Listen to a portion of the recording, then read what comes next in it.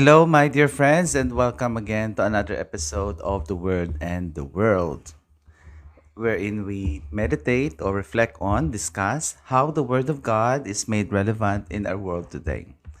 So, isa sa mga bagay pala that really disturb me or that I think we should learn how to deal with this, yung values formation or values education. You know, I was teaching in I was teaching in a senior high school, isang subject man lang. And then I made a quiz wherein I said that racism is a problem in the Philippines. So, true or false? Kung may racism diri sa Pilipinas. And I was surprised to see that almost all of them answered that there is a problem in racism. The problem of racism in the Philippines. And I am surprised nga, di na lagi nakuha ini nga idea nga may ara. Nga almost all of them said there is. Well, I come to realize that maybe number one, from the social media. Of course, we often point our fingers to the social media as the culprit. Napanundom ako kung may sala. Sa una, sa wala pa social media, yung ginabaso atong permi is the media. So mga may social media na, yung ginabaso atong permi is the social media. So, the media seems to be the favorite whipping boy for all the problems of society. Well, partly actually, they are. Partly the social media, because these are the channels by which we learn, no? So information flows through the media, mainstream or social, no? So dila nagaagi ang information, dila nagaagi ang bagay-bagay. Kag sa bagay, kung tanawon mo, no, in fact, they are the most effective storytellers, no? The media, especially the visuals, the movies, for example. And ng mga films, they are very powerful storytellers. That's why uh, when you produce a movie, when you produce a film, you're not just merely producing certain work of arts, but it is actually teaching. It's actually not only teaching, but it is shaping our society. Because what people will see in the media can either be a reflection of reality or a kind of making what reality should be. So tanawon nyo tandaan nyo gina. So magtanaw kita sa sine, especially sa bunga panahon, no, kadamo sa mga independent films, kadamo sa mga short films that are there in YouTube, for example, or in their own platforms. Makita mo na nga, they create stories. So, how is the media now reflective of society, or how is it connected to society? So, my opinion is duwa siya. Number one, it can either reflect what is reality. No? So, yun, ang media, ang films, ang mga videos, for example, in YouTube, no, or in their own platforms, or on mga pay-per-view platforms, no? Yung mga movies dyan that is happening, plus the movies that are in mainstream, with exemption of those commercial films, can reflect society. So, ginapakita niya kung ano ang ara sa sosyedad. No? So, gina-highlight niya kung ano ang kamatuuran na makita sa sosyedad. Or the other way around. It can also be that films, videos, can be used to influence reality. Paano? Amo na by creating a narrative, creating a story wherein the people who are watching it would find that it is normal and it should be like that. So, kadamo na na. That's why, for example, having mistresses, no? Kung kirida ka. So, sa una, kung kirida ka, well, kuha na gina niya. You are the kontrabida in the relationship. Pero lately, you have seen nga there are movies that portrayed the Quiridas as not as villain but as the important character. Hindi sila kontrabida, kundi sila pa ang nasiling naton nga responsible for giving true love na, no? So, ganon. Tinagabag-o na siya. Sa una, kung kirida ka, third party ka, o kirida sa una, no?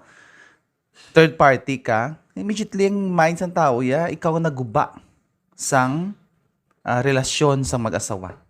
Pero kung tanawon mo mga movies has changed, no? Kung tanawon mo kirida now is the something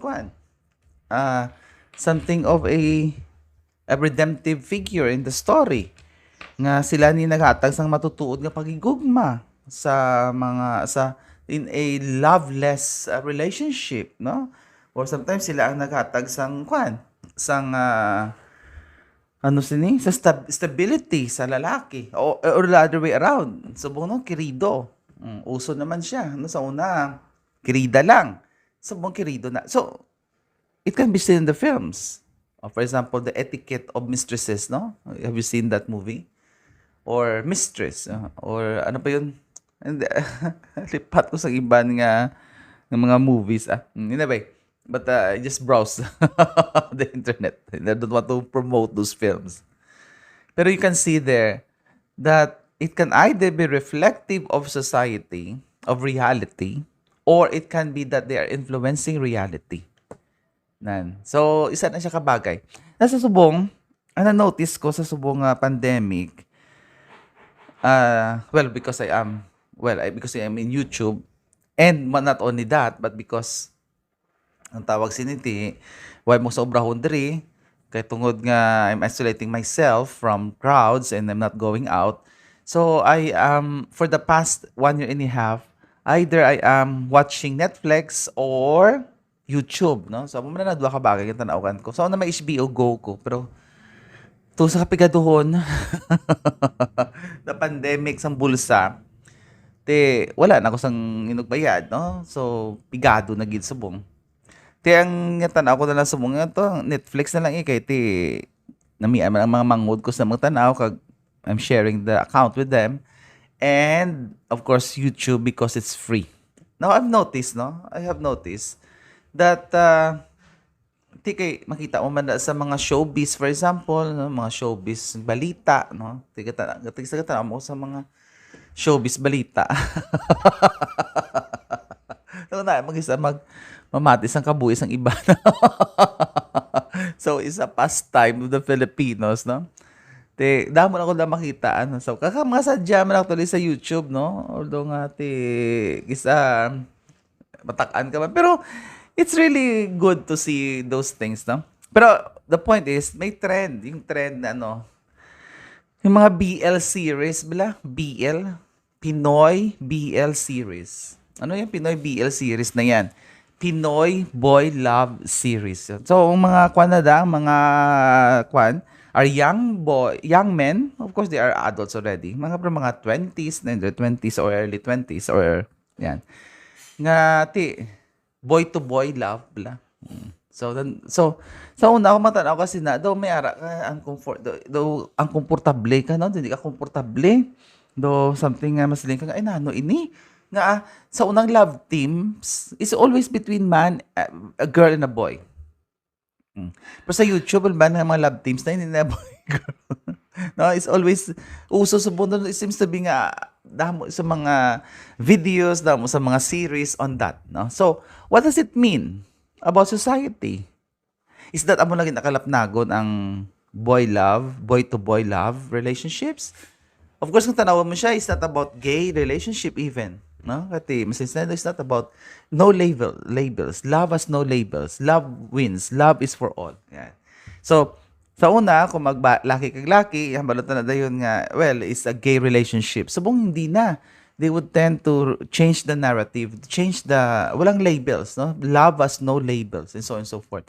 Kag mayroon naman, not only about BL, but about girl-to-girl relationship are also rampant, no? Pero, hindi siya nagpatok, the way I look at it, looking at the social media para hindi siya masyadong patok. Mas patok yata yung BL, no? So, kaya minsan ikaw, sa kung ikaw babae, nagkatanaw kasi na, ti daw makilig-kilig ka, mga gwapo sa mga artista dira, no?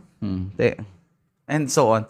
So, whatever. The point that I'm saying here is, the media, especially the visual, that is the film, for example, are powerful tools in terms of telling stories. And that story uh, influences our mentality, the way we see things, the way we look at things, and even the way we act.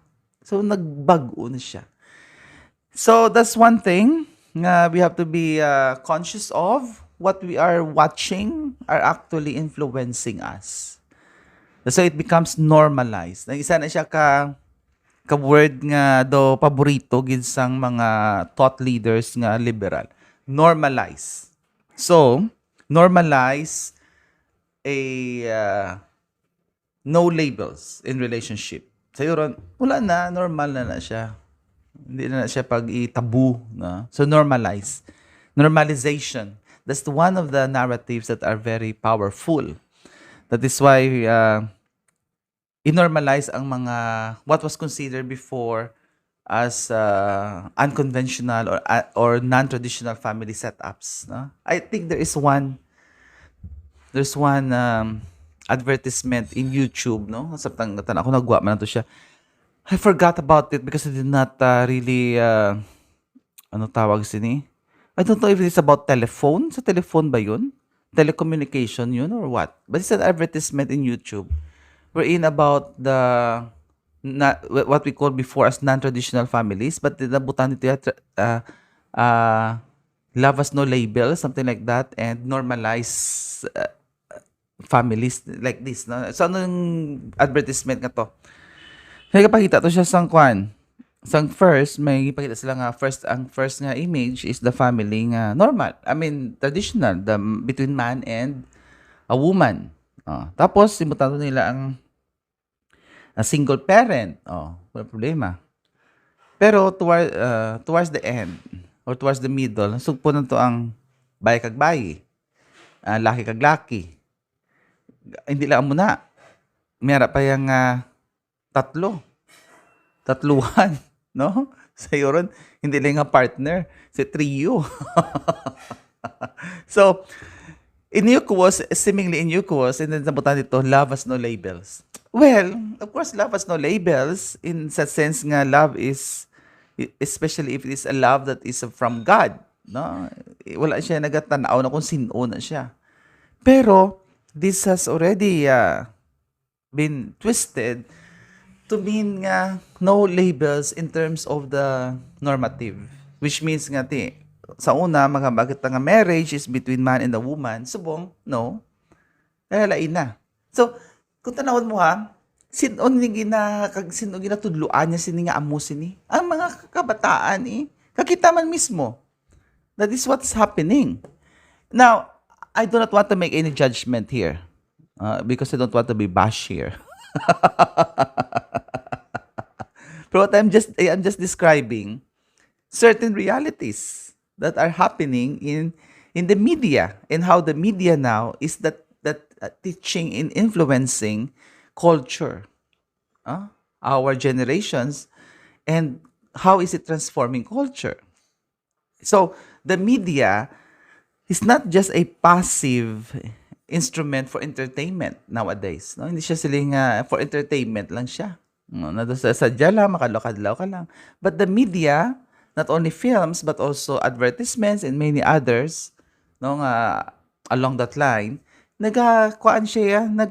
is pursuing advocacy. So, it's advocating something na. Hindi na yan for entertainment purposes lang. Para makadlaw lang kita, papalipas oras, or kung ano-ano pa dira nga rason, no? Nga wala ta mahimo, or for creativity, or whatever. No! Nowadays, it has become an advocacy. Advocacy, depende sa imo advocacy. So that's why I read one book. Nabutan sa libro, no? He will, ano to man? he or those ah, ah, who can tell the best story wins. No? Wala na gali isang pronouns. Who can tell the best story wins. Yan. Ito at manggid sa subong nga panahon kung sino ang mas nami mag storytelling, which means in terms of the media, no, in terms of films, in terms of advertisements, visual arts, no, wins the argument. Not only the argument, but can even win the culture war, if you want to use the term, or win the minds of the people. Di ba la? Kaya di ko ano makita, yan nakaga mo na, ay doon mo na ganito. Kasulod na mo. Ano naman ito sa Inception, sabi to, what is the, ano ba yun? I'm getting old na. Nalipat ako na. What is the most, hindi ba ito deadliest virus? But what is the virus that that you cannot kill, bala? You cannot remove? Oh, nga daw, it would, the most difficult virus to remove or something like that. In Inception, nagkatong kay Tom Cruise nga movie. Ang sabat is ideas. The ideas can be like a virus that you cannot remove easily. And in fact, once it enters into the mind, it will have a life of its own. Tama na siya. Once we tell stories, and our stories are told in a very powerful manner, in a very effective way, because it appeals to emotions, it will enter the heart, but it will stay in the mind and in the heart. And you cannot remove it anymore. And once it's there, mamulaklak na siya, mamuhi na siya, mamuhi. Nga, hindi mo na makakakuha yan. You cannot extract an idea. Tandaan yung gina, no? Can you extract an idea from the mind? No. Sabay kanina, pagsulod din na da, wala ka lang kabalo kung ano na itong effects na ito, kundi na ito sa parang-sanga. So that's why, garbage in, garbage out. Ano ba nila, no? Kung anong inabutang mo dire, manangwa. Ang pinaka-pamangkot subong is, sinong sinong pinaka-effective mag-storytelling? Well, kung sino siyang sagad mag-storytelling, siya ang madaog. Munang pamangkot sa aton, what are the stories that we are listening to? What are the stories that we are watching? What are the stories that we believe in? Because those stories that we believed will someday become our own stories. So, that's something that we have to take note of. Okay, so, dili lang kita na asta. And I will see you again next week. Please do share. If you have already subscribed. Kung baka mo nakasubscribe sa channel ko, please subscribe. Sometimes, no, mga influencers sa social media lang, habang ginakapoy naman sila. Kabudlay, mag-create content, no? Subukan ko, for example, gawakal ako din gawakal. Pero at least ako din magwakal. Iyaw ko pa minsan kung anong iwakal ko din. So, please do subscribe. I would appreciate it a lot. And hope you will enjoy our conversations here in my YouTube channel.